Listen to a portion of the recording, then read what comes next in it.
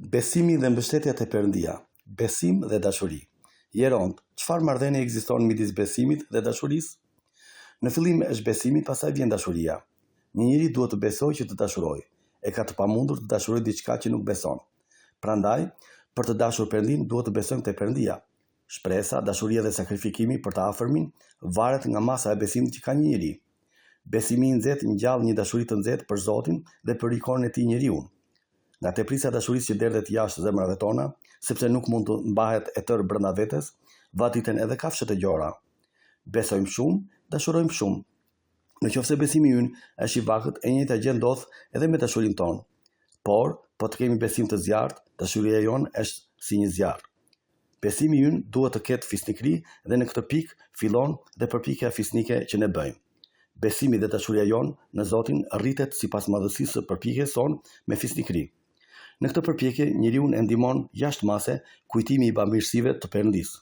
Një njeri që ka fisnikëri nuk mendon nëse ka parajs ose jo, por përpiqet sepse beson dhe e dashuron Zotin Krisht.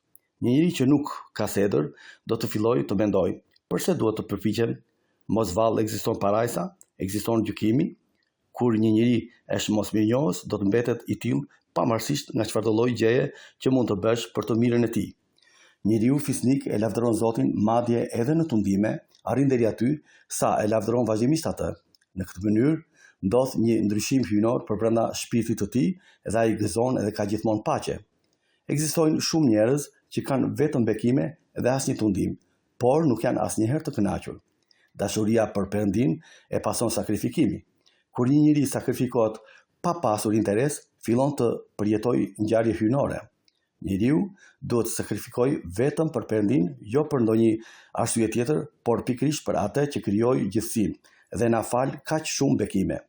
Idhujtarët adhuronin natyrën dhe hyjnizonin diellin ose hënën, lumenjtë dhe liçenet. Madje arrin deri aty saqë sakrifikoheshin për besimin e tyre. Nëse ata flijoheshin për krijesën, sa më tepër duhet të sakrifikohemi ne për krijuesin. Njerëzit nuk besojnë dhe kjo është arsye që nuk sakrifikohen. E tërë indiferenca e njerëzve buron pikërisht prej këtij fakti. Ca fyejnë hyjnorët, kurse të tjerët besojnë në mënyrë gjysmake dhe torturohen. Një njeri që të gëzohet me të vërtetë nga ana shpirtërore duhet të besojë dhe të dashurojë.